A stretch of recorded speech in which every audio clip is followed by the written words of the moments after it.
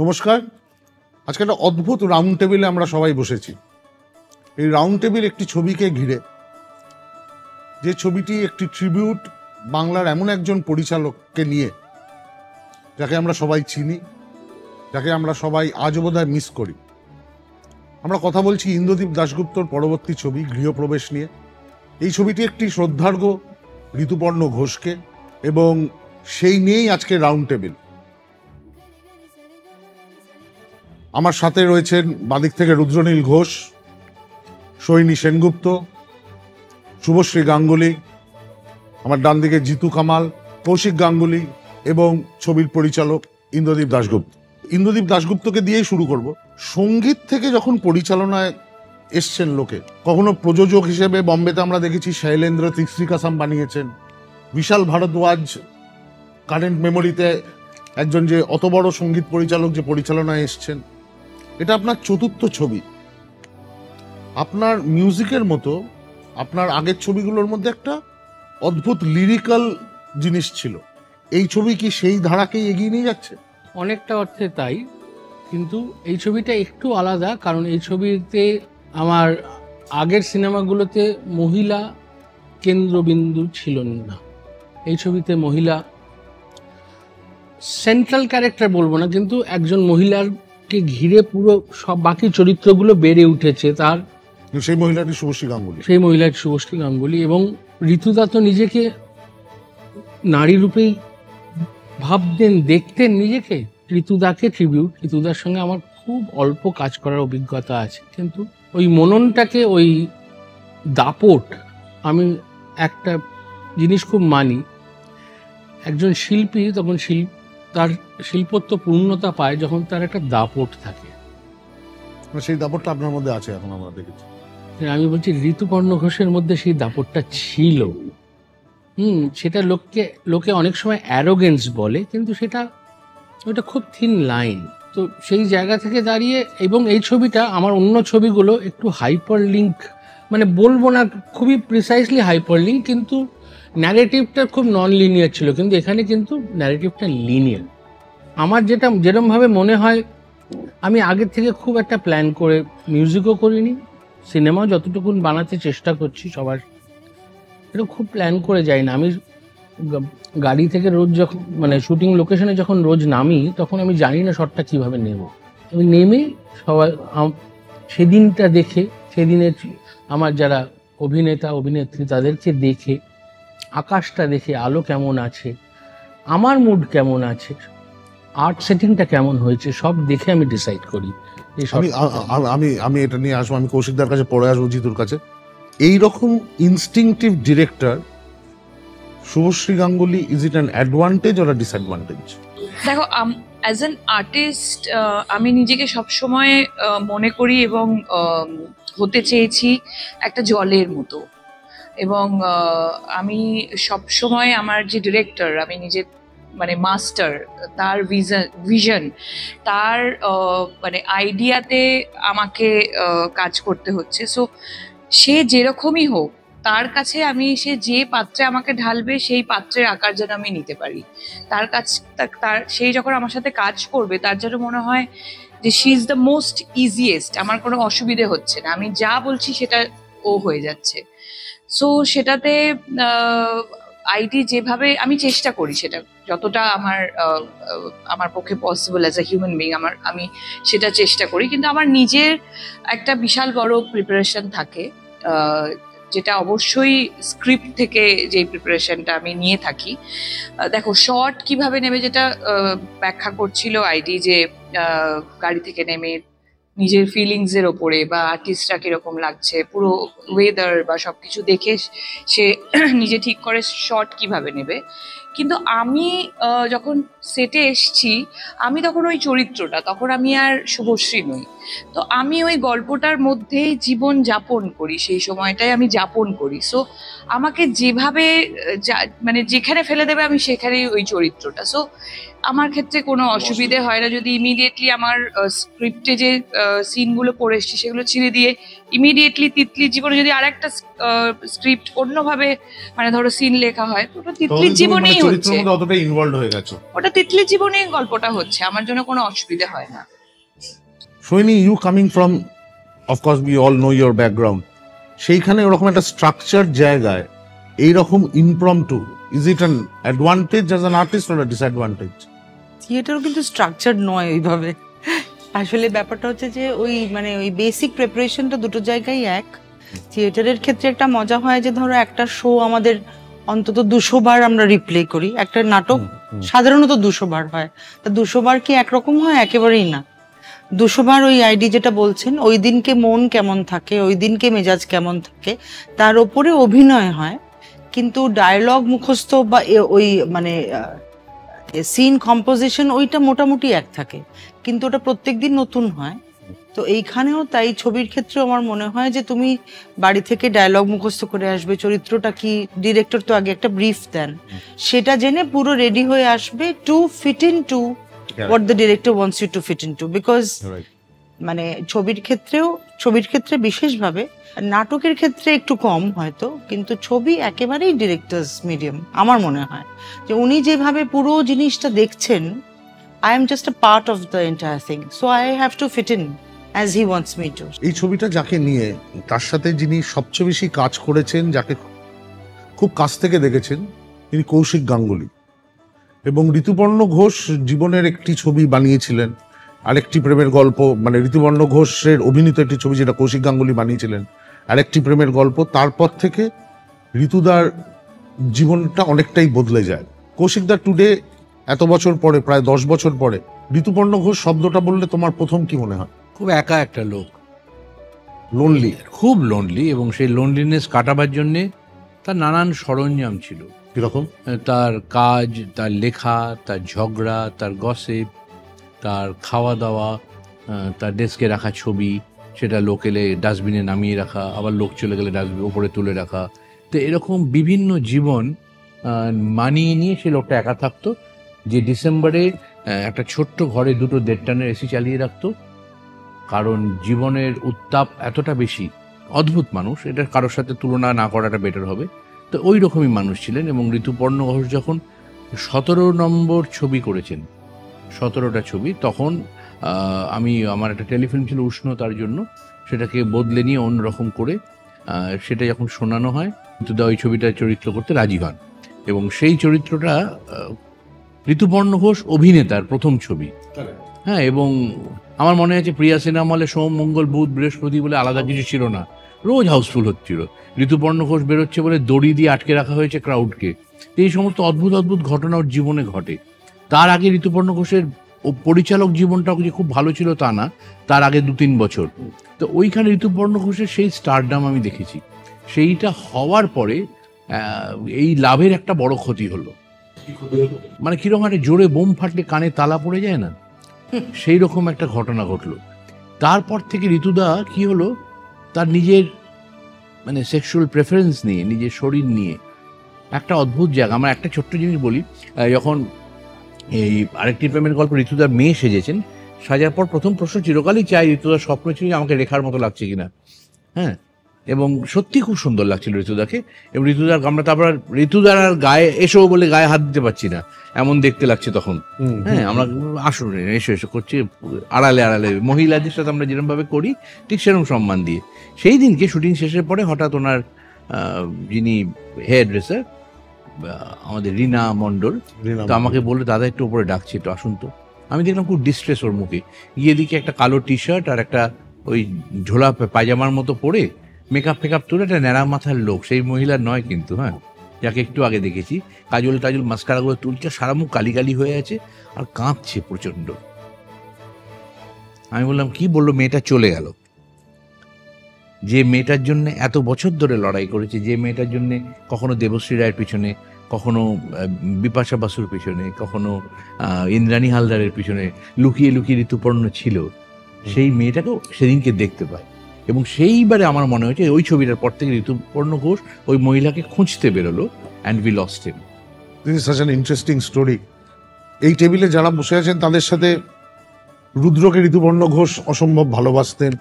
শুভশ্রী গাঙ্গুলির সাথে ঋতুপর্ণ ঘোষ একটি বড় ছবির প্ল্যান করেছিলেন, জিতু তখন সবে ইন্ডাস্ট্রিতে ঢুকেছে, আইডি কিছু কাজ করেছে। Subhashree, what is your memory of Rituparno Ghosh? খুব বড় কিছু মেমোরি নিয়ে আমি একটা, এখনো মনে আছে আমার ওনাকে দেখলেই ভয় লাগতো, ওনার সাথে কথা বলতেই পারতাম না, কিন্তু এতই সহজ একটা মানুষ ছিল উনি। সবসময় এসে কথা বলতেন, উনি কথা বলতেন আমি ভ্যাবলার মতো তাকিয়ে থাকতাম, আমি কথাই বলতে পারতাম না। আমার প্রথম ওনার সাথে দেখা হওয়া আমাদের এক অনুষ্ঠানে, আমার ঠিক মনে নেই, কোনো একটা অনুষ্ঠানে ওনার সাথে ফার্স্ট টাইম ওনাকে দেখেছিলাম।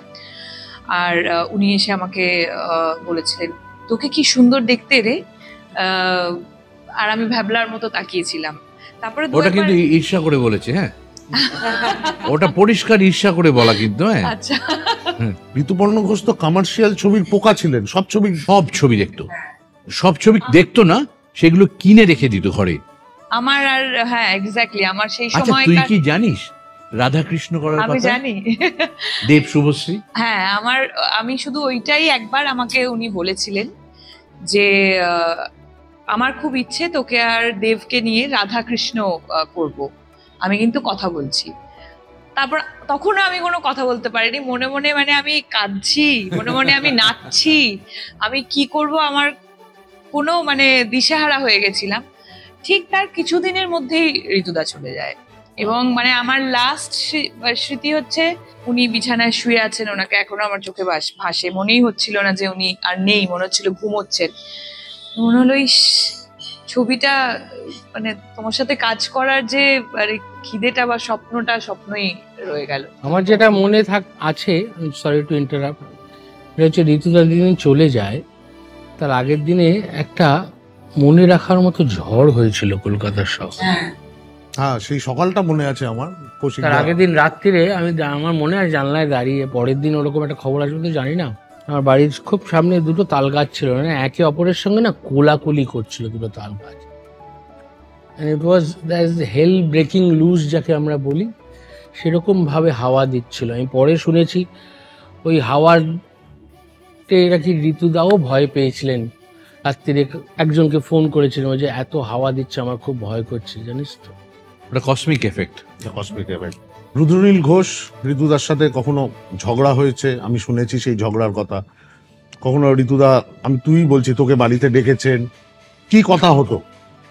মানুষটার সঙ্গে সামনাসামনি দেখা হয় কোন একটি ছবির প্রিমিয়ারে, সেই সময়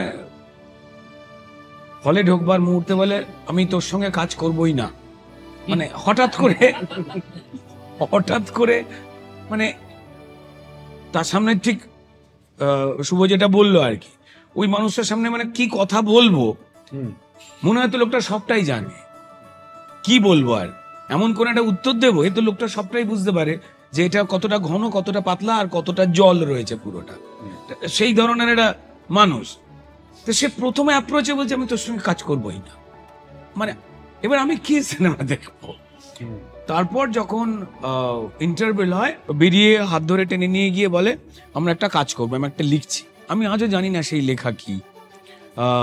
তো তারপর থেকে যেটা হয়েছে, আমার বেশ কিছু প্রশ্ন, মানে যেহেতু পারিবারিক দিক দিয়ে খুব একটা বেশি এই জীবিকার সঙ্গে আমি কাউকে দেখিনি বা বন্ধু বান্ধব তাদের কেউ ছিল না, সিনেমা জগৎটাই আর কি ওই ম্যাগাজিন পড়ে বিশ্বাস করবার মতো, তারপর এসে দেখা পুরোটা উল্টো। তো তার মাঝখানে এই লোকটা হচ্ছে একটা বিরাট বড় সম্পদ। সত্যজিৎ বাবু এই ধরনের মানুষের কথা আমরা শুনে এসছি, একটা জ্যান্ত ময়ূরও দাঁড়িয়ে রয়েছে, মানে সে কথা বলছে, ও তো গাছের ছায়ার কাছাকাছি আসাটাই অনেক। সো যারা কাজ করেছেন এখানে প্রত্যেকেই রয়েছে, বাকি যারা লাকি। এবার সে লোকটা যখন কথা বলতে, আমি ওই সিনেমা নিয়ে জিজ্ঞেস করি, উনি বেশি কথা বলতেন গল্প নিয়ে, ও জীবন নিয়ে বেশি কথা বলতো, তোর কেমন কেটেছে, ওকে কেমন লাগে, তুই এইটা করলে কেমন করতিস, পুরোটা না, মানে সেখান থেকে আস্তে আস্তে সিনেমায় ঢুকতো। তারপর একটা খুব মজার ঘটনা আমার মনে আছে, সিনেমার নামটা বলতে পারবো না, বলতে নেই বলে, সেটা হচ্ছে কোনো একদিন সকালবেলা আমার কাছে, তখন আমি সবে পরিচিত হচ্ছি, মানে 10টা লোকের মধ্যে 2টো লোক চেনে আমায়, আর একজন ও আচ্ছা আচ্ছা শুনেছিলাম এরকম। সেই সময় আমার কাছে অপর্ণা সেন, ঋতুপর্ণ ঘোষ এবং প্রসেনজিৎ চ্যাটার্জি একসঙ্গে ঝড়ের বেগে আমায় ফোন করছিলেন কোন একটি ঘটনায়, এবং তিনজনেই বলছিলেন তাদের তিনজনের পছন্দের কথা। এবার আমি খুব কনফিউজ ছিলাম যে আমি কার কথা শুনবো। তো মজাটা এমন জায়গায় চলে আসে, হচ্ছে লাস্ট ঋতুদা। সে আমাকে বলেছিল তোকে নিশ্চয়ই ও ফোন করছে না, এ ফোন করছে, তাই তো? তুই কারুর কথা শুনবি না, তুই শুধু নিজের মনের কথা শুনবি, আর আমি তোর মনটাকে ভালো চিনি। তো বলে একটা মানুষ পুরোপুরি আর কি নির্দ্বিধায় আমায় মানে হিপ্নোটাইজ করে চলে গেল কয়েকটা কথার মধ্যে, ম্যাজিকের মধ্যে, যে আমি কি বলবো আর বলবো না। সেই সময় আমি সাংবাদিক ছিলাম, মানে এটা আজকে আমি অন ক্যামেরা অ্যাডমিট করতে আমার কোনো অসুবিধা নেই। আমার প্রচুর স্টোরি যেগুলো নিয়ে পরে কন্ট্রোভার্সি হয়েছে, তার সোর্স ছিল ঋতুপর্ণ ঘোষ। বেশি কথার মানুষ ছিলেন না। সকালবেলা 10:30 11টা একটা ফোন করে বলতেন যে এরকম একটা শোনা যাচ্ছে, একটুখানি জিজ্ঞেস করে নিস তোর বসকে, আমার মনে হয় এর মধ্যে একটা স্টোরি আছে, পুরো ছেড়ে দিত। মানে এখন যেভাবে তুই সবাইকে বলিস, তোমার আমি কিছুই বলি না। এক্স্যাক্টলি সেই কাজটা তুই এখন করছিস। কলকাতা শহরে যত সংবাদপত্র, যা যা পোর্টাল, যা যা খবর করে, তার একটা মূল উৎস হচ্ছে ইন্দ্রনীল রায়। হ্যাঁ, ডেফিনেটলি। আচ্ছা, ভাইরাল ফ্যাক্টরি আমি বলবো না, একটা মানুষ কি ভাবো, যে চিত্রনাট্য লিখছেন, অন্যান্য কাজ করছেন, সেই মানুষটা বিজ্ঞাপনের ট্যাগলাইন লিখছেন, ক্যাচ লাইনগুলো, আবার সে একটি রুলিং পলিটিক্যাল পার্টির দেয়ালে কি লেখা হবে ছড়া, সেগুলো লিখছেন। মানে এটা খুব বড় কাজ একটা, কিন্তু হ্যাঁ, কেউ নাম জানতে পারছে না, কিন্তু অদ্ভুত একটা চটুল ছড়া, যেটা আমরা যাওয়ার পথে পড়ে বললাম আরে বাপরে, দেখেছো কি দিয়েছে, ওটা ওইখানে ইন্দ্রাণী পার্ক থেকে বেরিয়েছে। তো ওরকমই মাথা, আর কিছু করার নেই। Jitu, is it an opportunity lost not working with Rituparno Ghosh? হ্যাঁ, ডেফিনেটলি লস্ট, ডেফিনেটলি লস্ট। মানে আমি ওনার ছবি করাকালীন আমি তো নিজে একজন সহকারী হিসাবে কাজ করা শুরু করেছিলাম ইন্ডাস্ট্রিতে। আমি লাস্ট ইয়ারের শুটিং দেখতে গিয়েছিলাম ভরত লক্ষ্মীতে অমিতাভ বচ্চনের সঙ্গে। তো আমার মনে হয়েছে যে এই মানুষটার সঙ্গে আমি সেদিন শুটিংও বেরোচ্ছিলাম, ওই ঝড় হয়েছিল বলছিলে, তো আমাদের শুটিং সমস্ত অফ হলো। বাড়ির সামনে গিয়ে ওই যে ভিড়, ওই এবং ওই মানুষটার নেই আর কি। তো ডেফিনেটলি লস্ট ওনার সঙ্গে কাজ করতে পারাটা, এবং না করতে পেরেও যদি উনি থাকতেন, আমরা আরো বেশি, আমি অন্তত বেশি সমৃদ্ধ হতাম ওনার ছবি দেখে। আমরা অনেক সময় এটা শিল্পীদের ক্ষেত্রে হয়, তাদের একটা খুব বড় ক্রিয়েশন দেখে মনে হয় এইটা যদি এই লোকটাকে দেখাতে পারতাম। তোমার যে আইকনিক ছবি অপরাজিত, কখনো মনে হয়েছে নিজের মনে, কোনো ড্রাইভ করছো যে একবার ঋতুপর্ণ ঘোষ ছবিটা দেখলে কি বলতো, এটা মনে হয়েছে কখনো? এটা আমি খুব অনেস্ট, মানে আমি স্ট্রেট ফরওয়ার্ড না, আমার এটা মনে হয়নি কখনো যে ভালো বেঁচে গেছিস। হ্যাঁ, দেখেনি বেঁচে গেছিস। এই ছবি দেখলে কত রকম কে কি বলতো, তার থেকে বড় কথা হচ্ছে আমি করেছি আমার মতো, আমার ডিরেক্টর সেই ছবিকে আরামদায়ক মনে করেছে কিনা। আমি ডিরেক্টরের জন্য প্রথম কাজ করি, ডিরেক্টর আমাকে নেয় তার স্বপ্নটাকে বাস্তবায়ন করবে বলে, তারপরে আমার অডিয়েন্স। আমি প্রথমে আমার ডিরেক্টরের জন্য কাজ করি। তো আমি ওই কাজটা আমি মনে হতো না যে এটা ঋতুপর্ণ ঘোষ দেখুক বা এটা কৌশিক গাঙ্গুলি দেখুক। আমার অনেক দত্ত দেখেছে কিনা সেটা আমি, আমার কাছে বেশি প্রেফারেন্স ছিল। তা আমার মনে হয় ঋতুতে থাকলে ওকে খুব প্রশংসা করতো করে বলতো যে এই সব কৌশিক টৌশিকেরা তো এখন সব এমন সব পারিবারিক ছবি বানাচ্ছে, তুই এই জিনিসটা কিন্তু ধরে রেখেছিস। এটা ওকে বলতো যে তুই কিন্তু এটা করে যা। এবং ডেফিনেটলি কেদারা দেখেই ওকে ফোন করতো। হ্যাঁ, কেদারা দেখেই বলতো, কারণ আমাদের এখনো সবাই বলে আচ্ছা কেদারার মতো একটা ছবি হবে না, ওরম আর একটা ছবি কিছু হবে না। আইডিকে মানে সব থেকে মজা হচ্ছে না, মিউজিক ডিরেক্টর পরিচালক হয়েছে, ব্যাপারটা ওরকম নয়। একজন মিউজিক ডিরেক্টরের মধ্যে সব থেকে বেশি যে কাজটা ওর, সেটা হচ্ছে কত যে ছবির ব্যাকগ্রাউন্ড স্কোর করেছে। ভালো ছবি, মাঝারি ছবি, খারাপ ছবি সব সহ্য করে ও বাড়িতে বসে বসে। হ্যাঁ, এবং খারাপ ছবিকে একটু ভালো ছবির দিকে নিয়ে যাওয়া, মাঝারি ছবিকে খুব ভালো ছবি করে দেওয়া, এবং ভালো ছবিকে সুপারহিট করে দেওয়ার পিছনে একটা বড় কারিগর হচ্ছে ও। কাজে ছবির সাথে ওর কথোপকথন অনেক বেশি। সেই নলেজ থেকেই কিন্তু ও কিন্তু পাত বদল করেছে, কেদারা থেকে বদলেছে, উত্তরণে একরকম করে, বিসমিল্লাহ একরকম করেছে। এই ছবিটা একদম আলাদা। এই ছবিটা একটা খুব লিনিয়ার, সব মানে বাড়ির সবাই বসে দেখতে পারবে একটা ছবি, এবং খুব গভীর। এবং বিশেষ করে আমি বলবো এটা প্রত্যেকেই, জিতু, সোহিনী, রুদ্র, আমার চরিত্র, বিশেষ করে আমি বলবো এত সুন্দর একটা চরিত্র তৈরি করতে পেরেছে শুভশ্রী। সেই চরিত্রটা এত সুন্দর, তার যে মায়া আছে চরিত্রটার মধ্যে, এবং সেটা এত ডিগনিটির সাথে তৈরি করেছে, আমি বিশ্বাস করি ঋতুপর্ণ ঘোষ দেখলে হ্যাঁ খুশি হতেন। অন্তত ওকে বলতেন যে কিচ্ছু হয়নি, কিন্তু অন্য বন্ধুদেরকে বলতেন যে একটা ছবি ভালো হয়েছে। আইডি দুই, আমার ডান দিক বাঁ দিকে দুই গাঙ্গুলি রয়েছে, শুভশ্রী গাঙ্গুলি না কৌশিক গাঙ্গুলি, ইন্দ্রদীপ দাশগুপ্তর মিউজ হওয়ার দৌড়ে কে এগিয়ে? আমারটা মিউজ, ওটা মিউজ। হ্যাঁ, শুভশ্রী কোনোদিনই, শুভশ্রীর সঙ্গে আমার এমনি মানে সেটের বাইরে এমনি যে শুভশ্রীকে আমি খুব বেশি আগে তো চিনতাম না, ওর সঙ্গে আলাপ আমার, ও আমার জীবনের, ওর এন্টিটি হচ্ছে ভাতৃবধূ হিসেবে, তারপরে এখন কন্যা সম, তো মিউজও হবে না। ও আমার কাছে I am amazed by her. ওর একটা গৃহপ্রবেশ হয়েছে এই ছবির মাধ্যমে। ও যে চরিত্রের মধ্যে ঢোকা, সেটাও তো একটা গৃহ, একটা চরিত্র একটা অভিনেতার জন্যে গৃহের মতন, সেই গৃহে ঢুকতে হয়। এই যে প্রসেসটা, সেই প্রসেসটায় আমার মনে হয় উইথ ডিউ রেসপেক্ট টু মানে all the people now working, she excels in this, এবং ওর আরও বেছে কাজ করা উচিত। পছন্দ না হলে যাতে আমার পরবর্তী ছবিও না বলতে, she should preserve একটা আর্টিস্ট। আমরা যখন আর্টিস্ট, ছোট হোক বড় হোক মাঝারি হোক, প্রিজার্ভ, সবাই রবীন্দ্রনাথ হয়ে জন্মায় না, যার ওরকম ঊর্জা, যেরকম ওরকম উর্বরতা। আর্টিস্ট থেকে সাপ্লায়ার হয়, সাপ্লায়ার হওয়া থেকে শেষ হয়ে যায়। সে আর্টিস্ট থেকে সাপ্লায়ার হওয়াটার ওই ট্রানজিশনটা হচ্ছে যখন আমরা প্রচুর কাজ করতে থাকি। সেই রেস্ট্রিকশনটা, সেই প্রিজার্ভ করাটা যদি থাকে, তাহলে আর্টিস্ট হিসাবেই থেকে যায় এবং রয়ে যায়। সাপ্লায়ার হয়ে গেলে কিন্তু সে রয়ে যায় না। ওর অনেক রকম কাজ করুক, কিন্তু এই ধরনের কাজ ওর কাছে আসতে থাকুক, আর কিচ্ছু না, তাহলেও সব রকম কাজই করতে পারবে। না, শুভশ্রী দিস ইজ, অনেকে বলে, মানে আমি অনেক ইন্টারভিউতে দেখি, এটা জিজ্ঞেস করে না তোমাকে, শুভশ্রী গাঙ্গুলি 2.0, যে শুরু করেছিল হার্ডকোর কমার্শিয়াল ছবি থেকে, then you took a break, your family, and then you made a splash with Bismillah, তারপরে কোভিড, তারপরে পরিণীতা, তারপরে বাবলি। Is this Subhashree Ganguly 2.0? আমি অ্যাকচুয়ালি এই জিনিসটা বিলিভ করি না। আমি অলওয়েজ ছিলাম, আমি কখনোই বেরোইনি, আমি কখনোই ব্রেক নিইনি। এটা আমি 17 বছর বয়স থেকে এটা আমি করছি, এটা আমার প্যাশন, এটা আমার ভালোবাসা। উইথ টাইম মানুষ আমাকে বিশ্বাস করেছে, পরিণীতাতে দেখেছে যে হ্যাঁ ও এটাও পারে, তখন থেকে মানুষ বিশ্বাস করেছে, এবং এই ধরনের কাজের অফার বা আমার কাছে এমন এমন ছবি এসছে যেটাতে ভরসা করা যায় যে হ্যাঁ এই চরিত্রটাও পুল অফ করতে পারবে। তো সেটারও একটা জার্নি সবারই হয়, আমার কোনো কমপ্লেন নেই, কারণ ওই পার্টটা যদি না থাকতো আমার লাইফে, তাহলে এই পার্টটাও আসতো না, and I enjoyed that part. আমি এখন এই মুহূর্তে দাঁড়িয়ে যে তিতলি হতে পারছি, আবার এই মুহূর্তে দাঁড়িয়ে ইমিডিয়েটলি আমি ঝিঙ্কুনাকুড়ো করতে পারবো।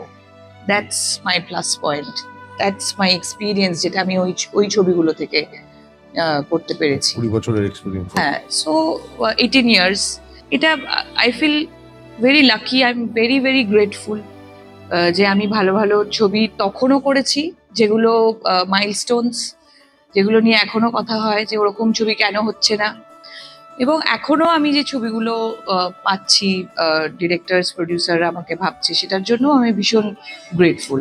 তো বেসিক্যালি আমি হার্ড ওয়ার্কে বিশ্বাস করি, আমি বিশ্বাস করি না কোনোটাই ফ্লুক বা এমনি কিছুই হয় না। না, ওটা একটা অ্যাক্টিং ইন্টেন্সিটি আছে, ইন্টেন্সিটি ইন দ্য সেন্স ও নিজেকে আলাদা করতে পারে খুব সহজে, এবং সেটা অনেক দিন আগে। আজকে যখন অপুর পাঁচালীতে পার্ণ মিত্ররম একটা চরিত্র করেছিল, কেউ বিশ্বাস করেনি যে পার্ণকে ওরম দেখতে লাগতে পারে। অনেক দিন আগে, তখন ও বয়স কম, 2015 কমার্শিয়াল করছে, ধূমকেতু যখন হচ্ছে, কি রিমার্কেবল পারফরমেন্স ওর ওই বয়সে দাঁড়িয়ে।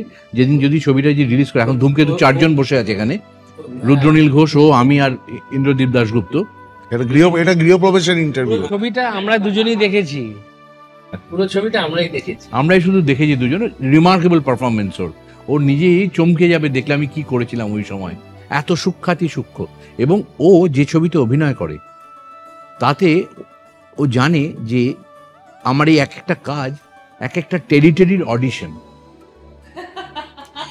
হ্যাঁ, ও জানে যে আমি ওখানে আছি।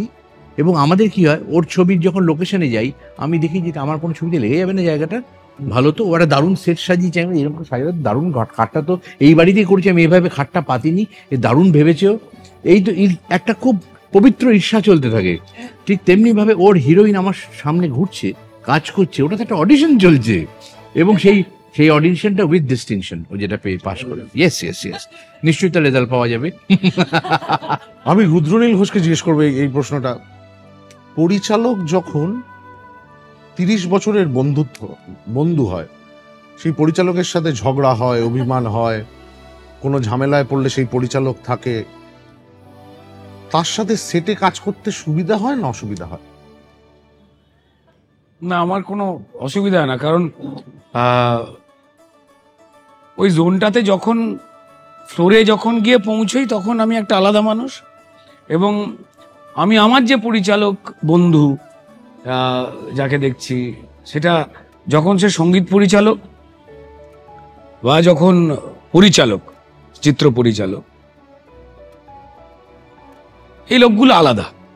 আমার যেটা মনে হয় যে সেটাই খুব মজার লাগে, যে আমরা বন্ধুরা যখন এমন একটা, মানে হয়তো পাড়ায় বিভিন্ন নামের বন্ধু, যে জঙ্গলে প্রবেশ করলাম, তখন কিন্তু কেউ শিকারি, কেউ অমুক, কেউ তমুক হয়ে গেছে, এমনিতেই ওই ওয়েদারটা করে দেয়। আমার মনে হয় যে মিটিং করে জোর করে আর মানে আমায় অমুকটা হতে হবে, তমুকটা হতে হবে, অনেকে আলোচনা করেন, যারা খুব বিদেশি বই টই পড়েছে, ইংরেজিতে লেখা মেথড টেথড এগুলো বলে, আমি খুব একটা বুঝতে পারি না এগুলো।